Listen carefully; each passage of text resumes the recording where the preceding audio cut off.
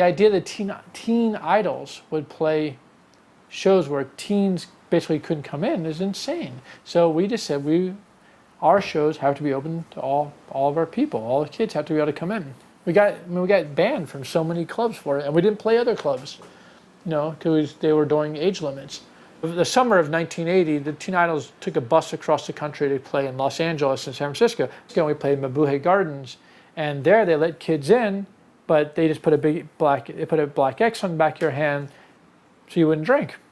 So we came back and we went to Doty at the 930 Club, and said, look, we want to see shows. We're not going to drink. There was this kind of sense of tension, yet I was doing the shows. So at a certain point, I said, okay, look, what do you guys want? What do you want? And Ian said, let's have a meeting. I said, we just want to see the bands. And I said, so just put X's on our hands. We said, if you see anybody with an X on their hand drinking, 86 them. In fact, we'll put the X's on our hands for you. And we will we'll narc kids out. Because for us, we were trying to change, we wanted to have access to the music.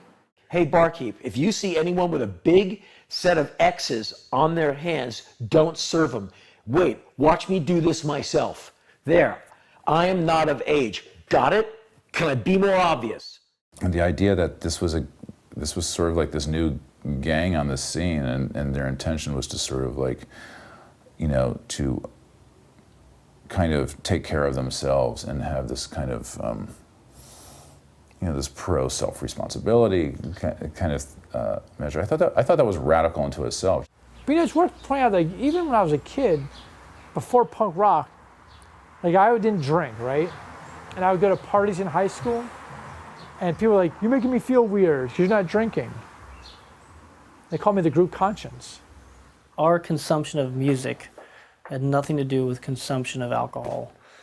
As a philosophy, as a thing that people chose to do in their lives or whatever, straight edge came later.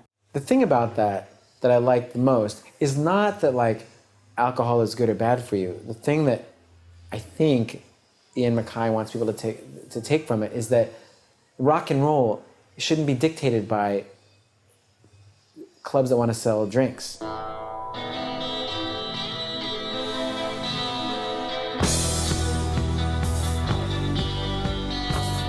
For me, the biggest misconception about DC punk rock is that straight edge was the law and the rule of the land, and that this One Minor Threat song has defined an entire, basically the entire region and all bands within, when it was really a song off an EP. If it was true that everyone in the DC punk scene in the 80s didn't drink, smoke, or fuck, we would not be punk rock, we'd be monk rock.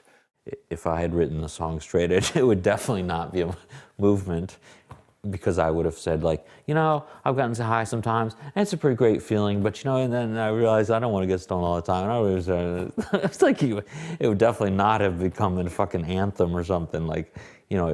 It took Ian's drugs suck, I'm never gonna do it.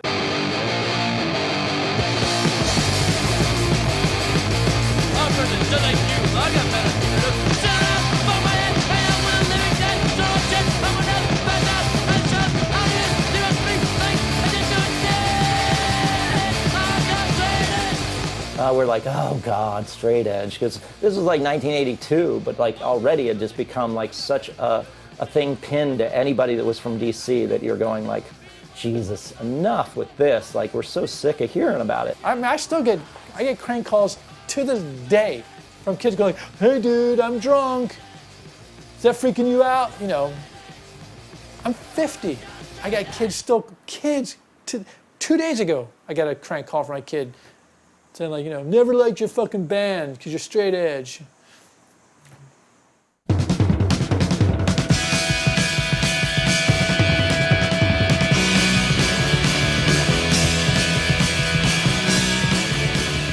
Well, the whole straight edge movement, I think, started out with good intentions, but it sort of became another way to divide people.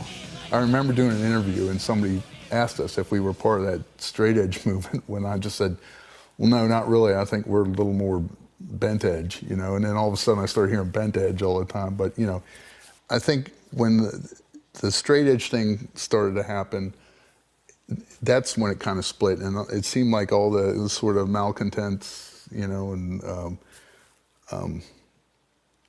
more of the guys who like to do drugs and drink and all that stuff, they sort of drifted to us.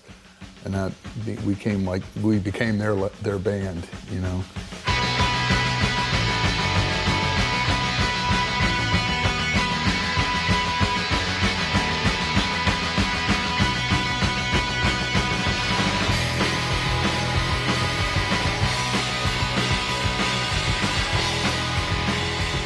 I think when the straight edge came around, that really split everybody into two different. Am I in this camp or am I in that camp? I mean, I still love your music, but do I show up there because I've been drinking, or do I show up there because I haven't been drinking? You know, and so that's when for me the whole punk community started going its own way. I mean, I can't say it was an innocent gesture, but it was a benevolent gesture, you know, and the repercussions were a phenomenon.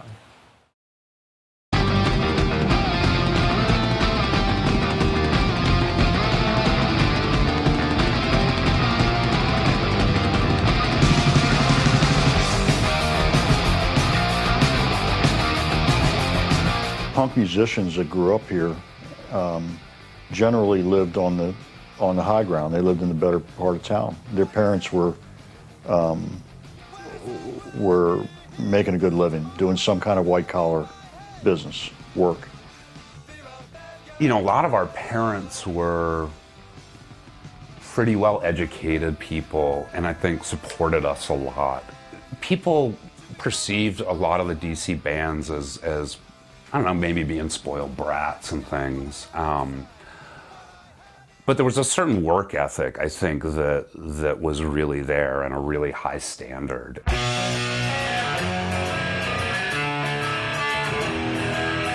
If anything, I think that there was a sort of a pretend thing, like, well, punk should be working class, you know, what about all those guys in England on the dole, and New York seems tough, you know. There was a bit of a pose, I think, with a lot of kids saying, oh, we're not that rich, you know, that's an old car. The rich kids who came to it, you know, kind of took risks because it was like, if it doesn't work, you know, I can go back to college and get a degree and be successful.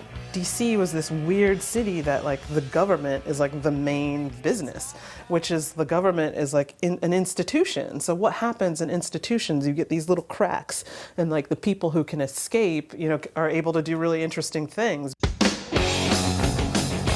When you think about these kids that are coming into the scene and who had spent, you know, a lot of their formative years in this town, these were years that there was a lot of social change going on. A lot of really big social upheavals were happening. Civil rights, changing gender roles, Vietnam.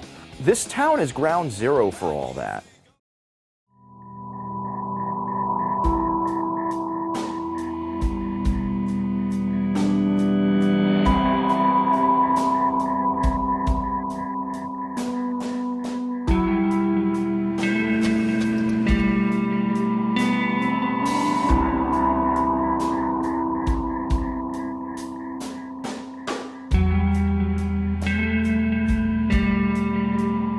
You had these areas of Northwest that were, you know, had never really recovered from the riots in '68. So you had, you know, block after block of just boarded up storefronts. Because I would go to see a show at the 930 or DC Space. Those streets were pretty empty. You know, they rolled up the sidewalks at night. I mean, it's, you know, this is a government town. Everybody works for the government. And, you know, once the government offices closed, everybody went home. And to have the city to yourself at night, you kind of reveled in that because it looked cool, the street lights, it was yours, and you go, okay, well, this will be mine. I'll be the night shift guy.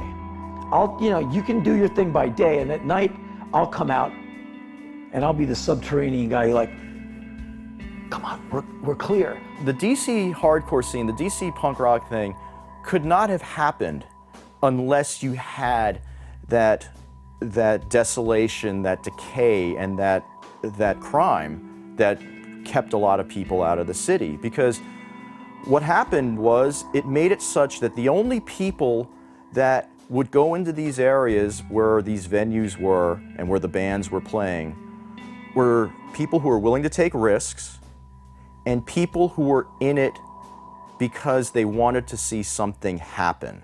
They wanted to see something spring up from nothing.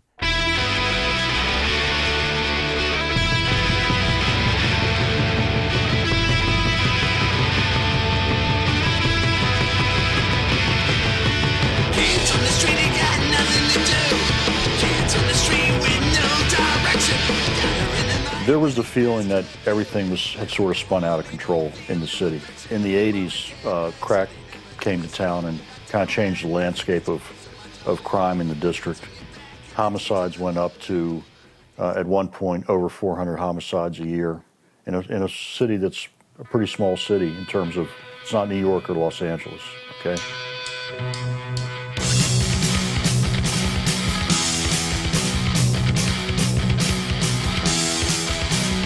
So this trajectory of the city was like this, crime was like that, people were leaving town. The city by the 1980s had lost 100,000 people since the early 60s.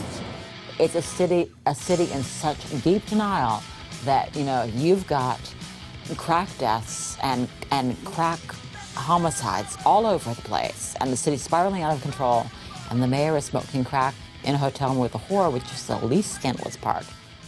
By the late 80s, it was getting to be not officially bankrupt, but morally, politically, it was bankrupt.